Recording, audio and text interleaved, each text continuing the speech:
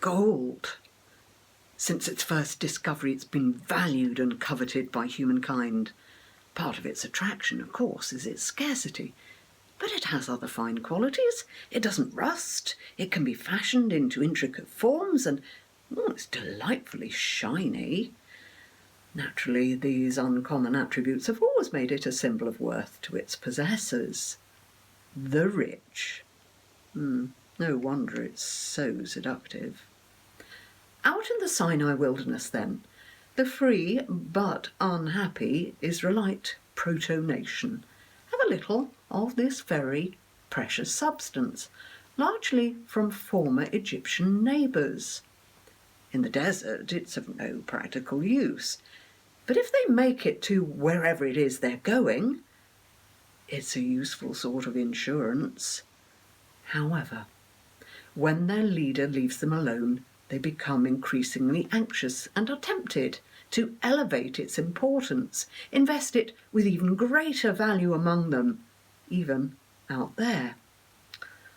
Almost inevitably, then, they look to their leader's brother, second in command, to facilitate. After all, Moses' efforts thus far have only made their lives worse. Perhaps Aaron can provide something more tangible than an invisible guardian, something more comforting than living hand to mouth. Oh no, what is Aaron to do? He's in a very difficult position. Not only with the absent Moses, he has, after all, been made high priest of their saving God. When Moses does not reappear, the critical moment arrives.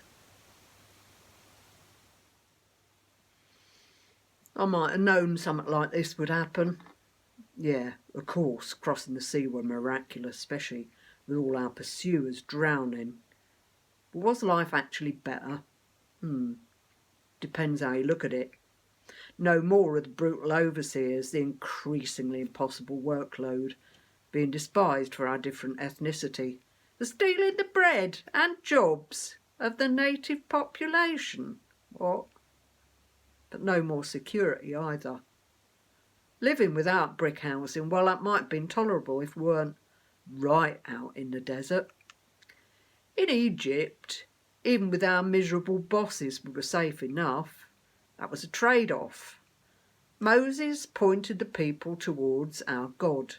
This is God's doing, he told them, as he surveyed the Egyptian soldiers lying dead on the seashore. The remains of the fighting chariots, so much flotsam and jetsam, chewed up, spat out by the torrents. Oh yeah, they danced a victory dance then. Her own sister led the song of triumph. But that didn't last. Nothing was right. The food, the water supply, the lack of shelter, the unrelenting heat and dust. They may theoretically have signed a contract to be God's own people, but they'd never seen the small print. So then, head honcho Moses goes off to a mountain to consult with the Lord, privately mind you, about how to handle the unrest and find out what he should do next.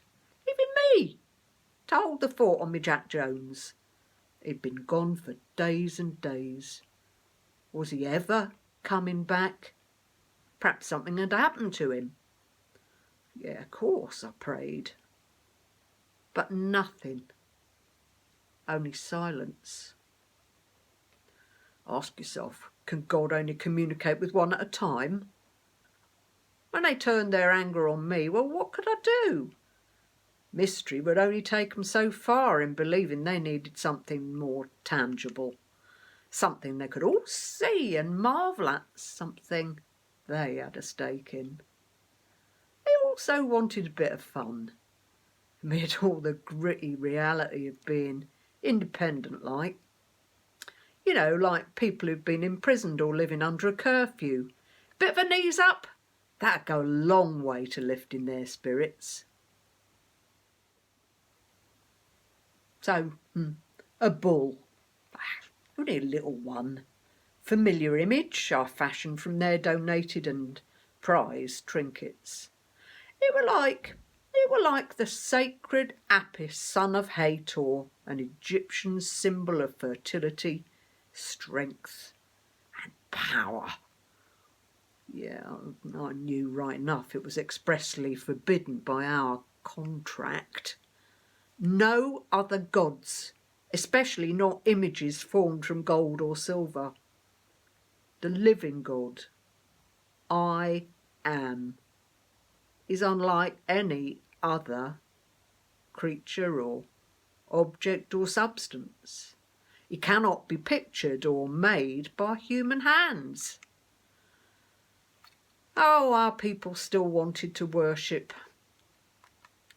Even after all this, they reached out to something beyond themselves, but their imagination were only limited. They were shaped by previous experience too, living among a superstitious nation like that with many gods, whose land bristled with vast temples whose days were ordered by rituals. I was scared. Endless complaints how dissatisfied and frustrated they all were. How could I, little me, keep this obstinate bunch together and prevent them from turning on me? By giving them what they wanted. As if he knew, right in the midst of the inaugural festivities, who shows up but Moses. I thought he'd never speak to me again.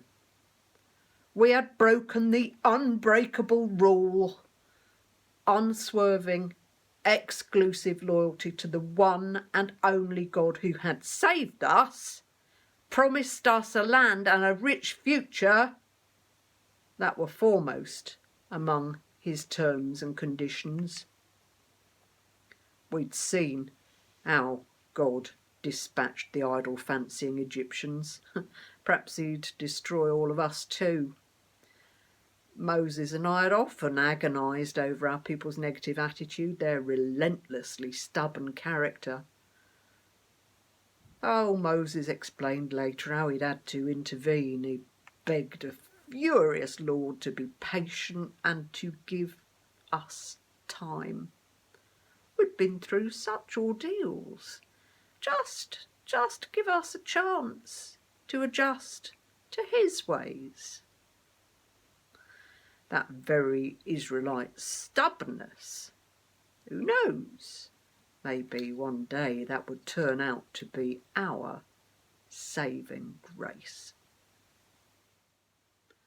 Worshipping objects other than the one eternal God is probably the underlying theme of the entire Old Testament, not just the book of Exodus. But the problem persists even now among Christians as well, though we often don't see it. Part of the difficulty is that, just like our Israelite forerunners, we are physical beings in a culture that positively encourages us to make choices that are just right for us as individuals. There are billions of worldly alternatives which insidiously call us away from God. Remember Jesus' sadness about the rich young man who could keep all the commandments but never abandon his wealth. Unseen and mysterious are all very well, but we generally put our trust in things we can see and touch and so on. We also tend to worship whatever guarantees us comfort and security, something we can understand or offers the feel-good factor.